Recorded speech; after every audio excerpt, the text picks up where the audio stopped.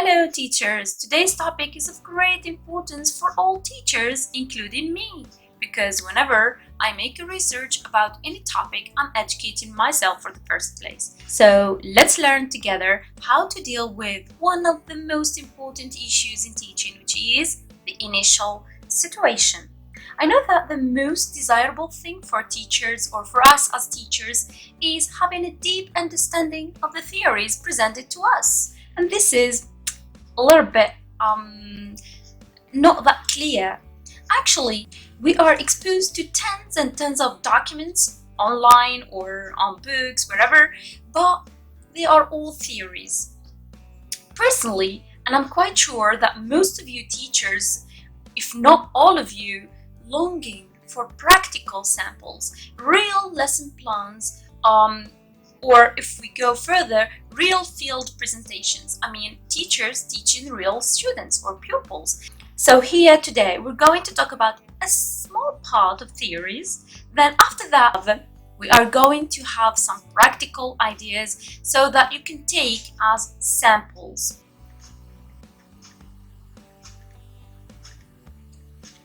When we mention the word initial situation, tens and tens of questions pop up. We've got, what's an initial situation? What frame do I use when dealing with this initial? When should I solve this situation? What's the appropriate time devoted to it? How should I proceed? Are there rules to follow? What do learners write on their copybooks? Does first year sequence 1 start with an initial situation? Is it just about reading a paragraph for learners? Is it necessary? Is it oral or written? What's the purpose of dealing with it? Isn't it boring? So these are some of the questions that many teachers, including me, are asking. And we need some clear answers to these questions. So let's jump into the first question. What's an initial situation? We need a clear, practical definition for this initial situation. So let's go step by step. It is an introductory session. I've seen some teachers saying that it's a paragraph. In fact, it's not a paragraph. It's not about this paragraph. It's about the session. It's a session with an objective behind. It plays the role of a campus that guides learners during their journey in this new sequence, like metaphors. I have always said, and I will leave the previous video on the eye above you. You can click, you can go to that video. I always like to compare this initial situation to a jigsaw puzzle. How? Learners are like little kids. When a mother at home wants to provide her kid with a jigsaw puzzle, he is a beginner or she's a beginner, she has to help him with a clear picture of this puzzle first. Then she breaks this puzzle into pieces and gives her child the opportunity to work again to gather pieces and match them to get the same picture once more. She is here guiding him and giving him a kind of help. Actually, I think it's the best way to describe the initial situation. Since teachers give a general overview of the topic, then we break this general overview into sub-objectives, and each session the learner gathers a piece, then the next one he will get another piece, and finally he will manage to gather all these pieces into one general objective. So this is the initial situation. I hope that it's clear now when we talk about the definition of an initial situation. Now we're going to move to what framework do I use to proceed this initial situation? Are there strategies? So first of all, when I talk about the framework, you can deal with it using any framework that you want. It can be a PDP, pre, during, and post, especially listening here. It's not about reading or writing. It's pre-listening, during listening, and post-listening. Or you can use PPU, presentation, practice, use. So anytime you want to deal with the initial situation, think about these two main frameworks. Strategies, we will deal with that when we come to the practice part. So I'm going to show you some of my personal strategies that I use to deal with this initial situation. Now, what do learners write on their copybooks? Do they write this paragraph on their copybooks? Isn't it boring to deal with this paragraph, a long one, especially for beginners? Well, I think that here it's the role of the teacher to facilitate the task for learners using mind mapping. This is the most important part in teaching an initial situation. It's drawing a mind map. Mind mappings are the best brain tools since they stimulate the brain, since we need to stimulate our learners' critical thinking, and they foster a creative flow of ideas. Mind mappings are the best. Why? Because they enable learners to learn fast, communicate more efficiently, and brainstorm more effectively. And at the same time, it helps us as teachers to save or tremendous amounts of time, since we're going to write this mind map on the board. Now you ask me the question, how about the real situation? Well, this situation, the script, the paragraph, we discuss it through using a variety of strategies, using ICTs, using flashcards, using gestures, maybe facial expressions, in order to facilitate the tasks for learners. Now, once we manage to write this mind map on the board, we can provide learners with a script, a printed one, just to save time and for learners to read it at home. There is no harm in that.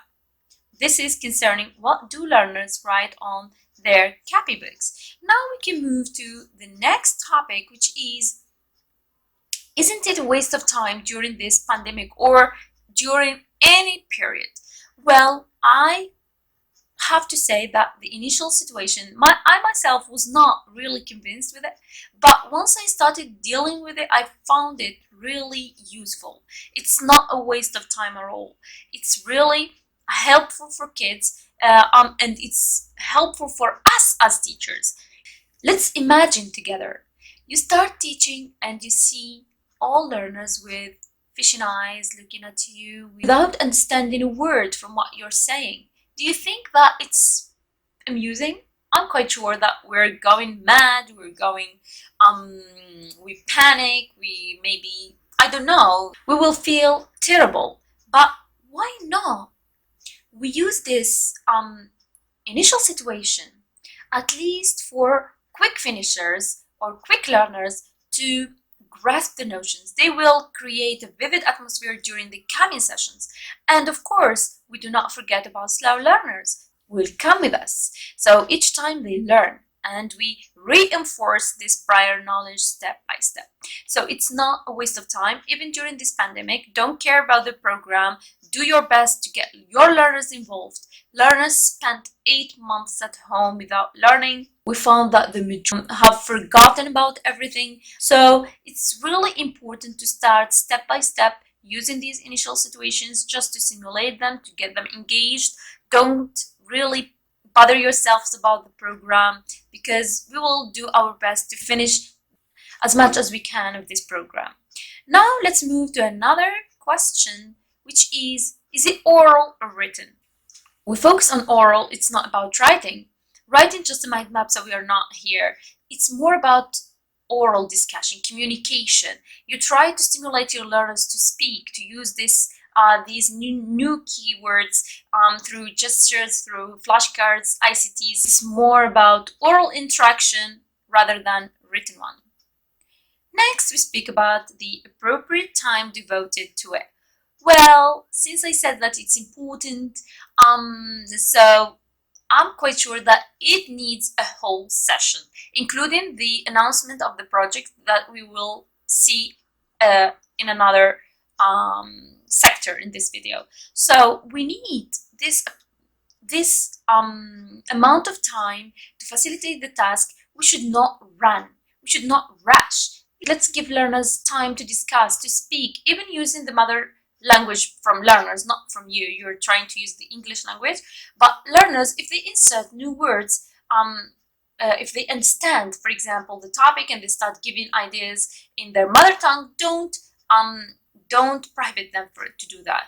Just give them the chance to do that, because we are here, we want them to break these barriers, to break those barriers of shyness. We want them to be spontaneous, to speak, to express their feelings, their ideas. So this is the aim of this initial situation. Let them get involved into the stream of ideas and the flow of thoughts here and there. So give yourself time, and give them the opportunity to speak and express themselves.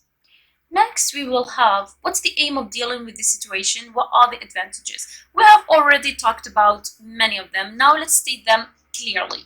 Well, first of all, it's very important for both learner and teacher alike. There is no difference here. For learners, it provides them with new keywords in an amusing way, in a creative way. Of course, you are an artist and you should use your art to teach this initial situation. It helps learners to get a clear idea about what's coming in this sequence, arouses their curiosity. They will long to know more. It pushes them to go home and make research. Start searching about more information concerning this topic. Especially if they were amused and engaged while dealing with this initial situation. So they will try to look for more and more information to just please you as a teacher and please themselves as well. Also, as I said, it is a guide. It guides them throughout the sequence. For teacher, it will help you once you start teaching the sessions. You will find that learners have got a kind of luggage. They are not empty. They have a kind of luggage that will activate the session. We know, as I said before, it's boring to deal with a session where learners know nothing about it. So it is really interesting, important for you as a teacher to deal with this initial situation. Well, now it's time for practice, which I'm quite sure all of you are waiting for. So don't move, stick around. Well, we are going to start with first year sequence 1, me and my friends. It's a very, I have tried it myself and it was really fruitful and very amusing. So let's start. First of all, I have started introducing my character. This is Omar, and I stick this picture on the board. Next, this is Bara, and this is Said. They are 3 boys. Now I ask my learners, what is, to your minds, what's the relationship that gathers these 3 boys? Here learners start giving different ideas, and I'm speaking about my experience this year. My learners started, and even some of them said brothers, others said friends. So I give them the opportunity to express themselves. Some said jiran. There is no problem in that. I said yes, they might be neighbors. So we have different ideas. Encouraging them to use their critical thinking. They guess. They use their minds to think. Next, I said, let's discover this all together. I stick a code on the board. It's a code with numbers, and I say these are the places of the letters in the English alphabet. Next, I stick different pieces, jigsaw puzzle pieces, at random, of course. And I ask learners to, and before I ask learners, each time I stick a letter, I utter it. F, R, S, E, I, D, N, in order to revise the English alphabet, and they are repeating with me, of course. Next, I ask them to order these letters according to their alphabetical order. They start F, R, and they pass to the board to match all these pieces, and they were very amused because learners love games and they learn better when they are getting engaged. Finally, we get the word friends. Here I said, so what's the relationship between these 3 boys? They said they are friends. They have understood the meaning of friends. Next I said, so what is sequence 1? Sequence 1 is me and my friends.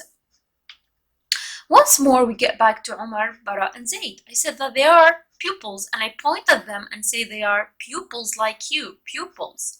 And I point at them just to show them that they are pupils. So here, I said Omar is new to Berkane Msaoud Middle School. I use their middle school because they understand better when they use realistic words. What does it mean, school?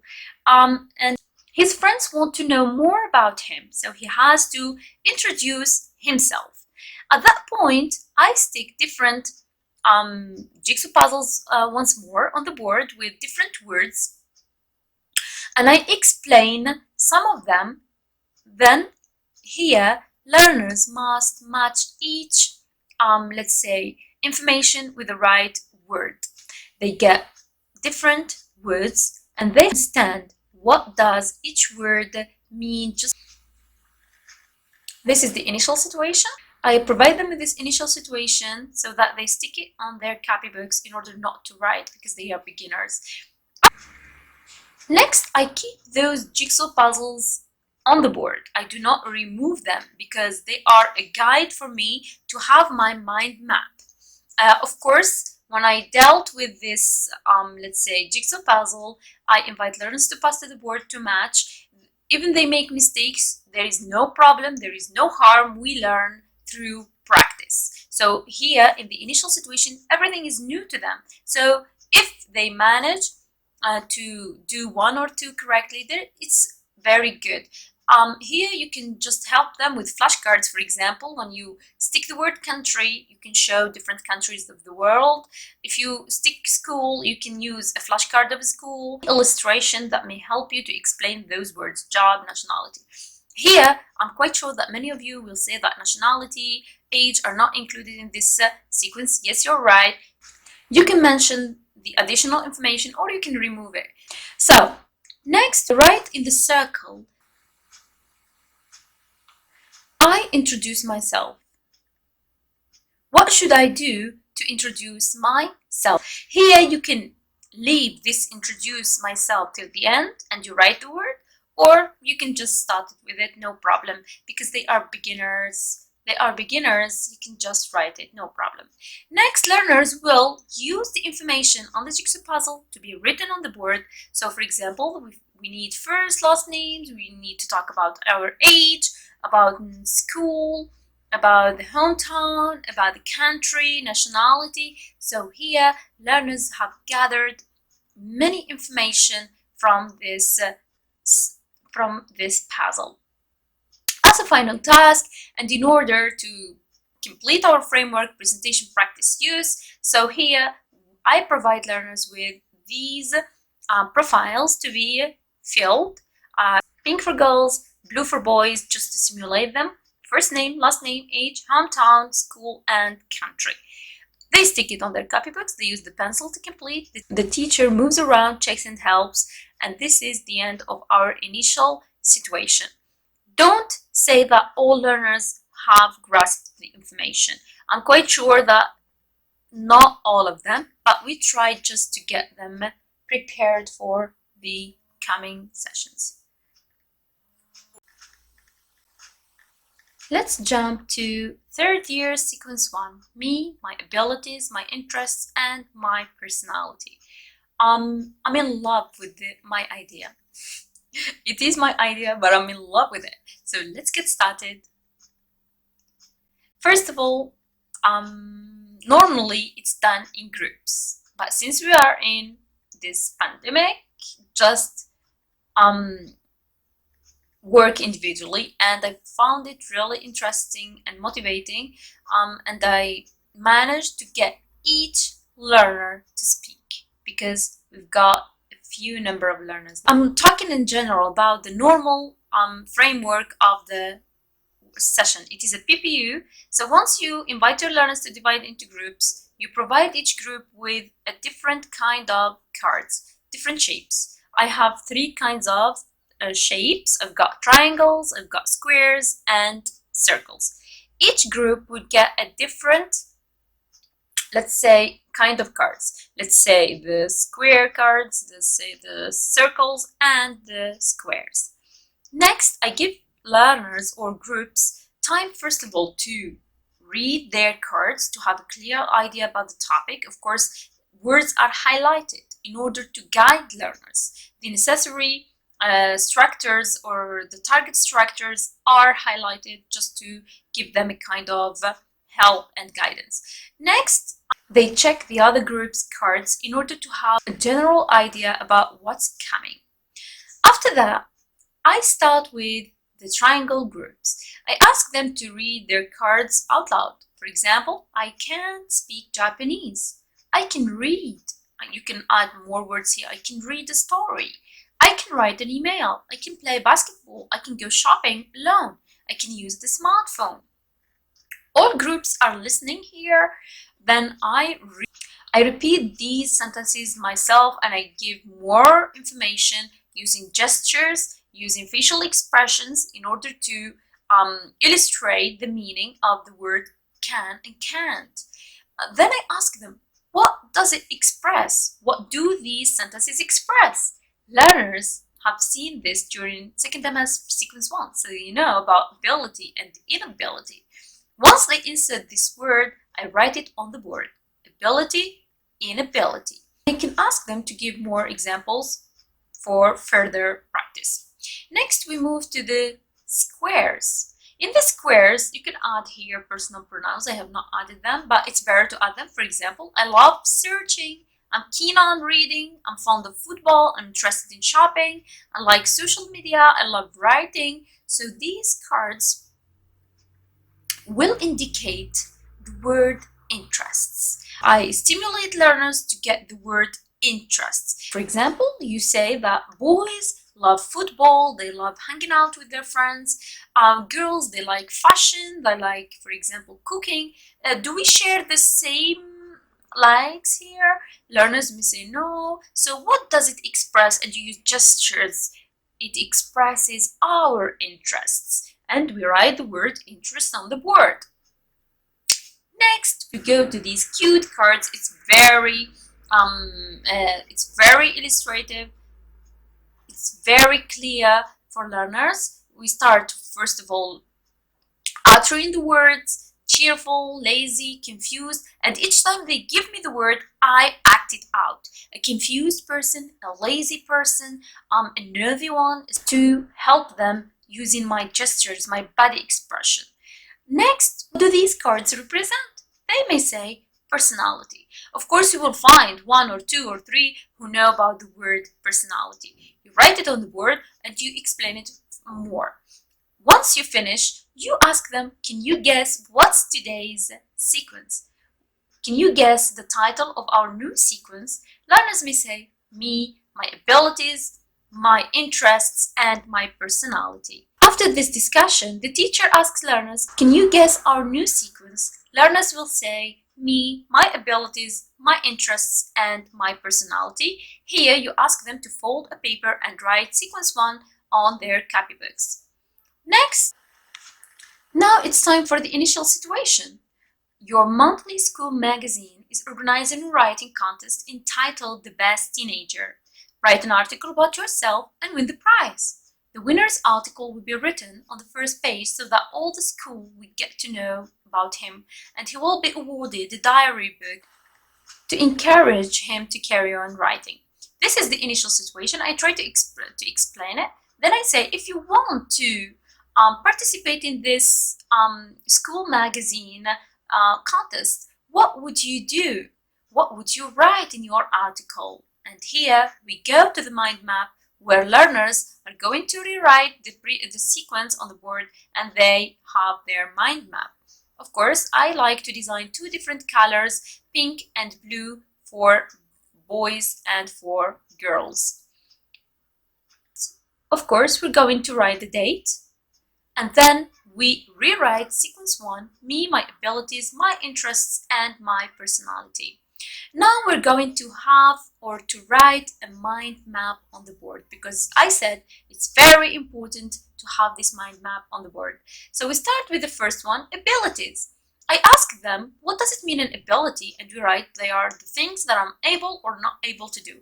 Then I ask them, what is the modal that we use? They answer me, it's can and can't. Here they use the cards. They are still having these cards in hand. Next, we speak about interests, things they like or interested in doing.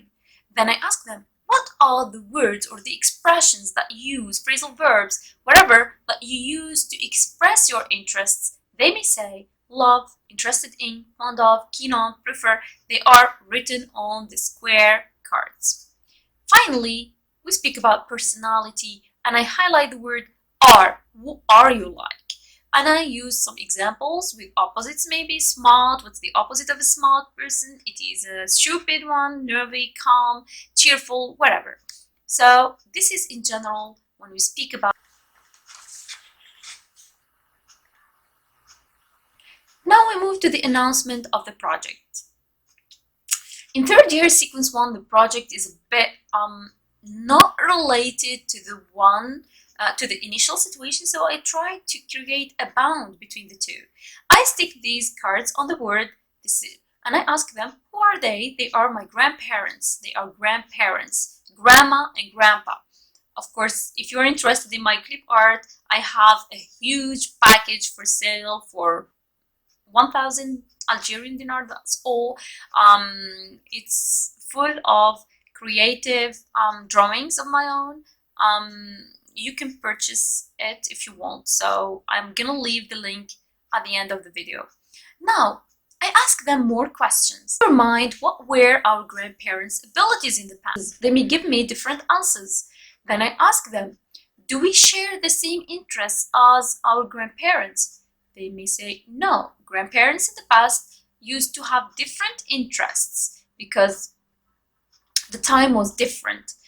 They give more answers. They were interested, for example, my grandma was interested in knitting, my grandpa was interested in farming, in raising animals. So interests here.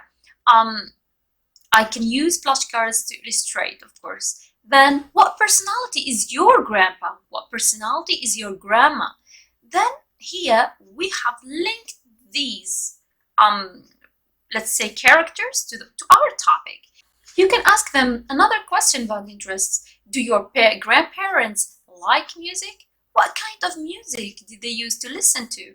Or singers who used to be in the past? Did they have other instruments? What kind of instruments did they use? And here you use flashcards of different instruments so that you illustrate the word instrument, musical instrument. Are different to today's.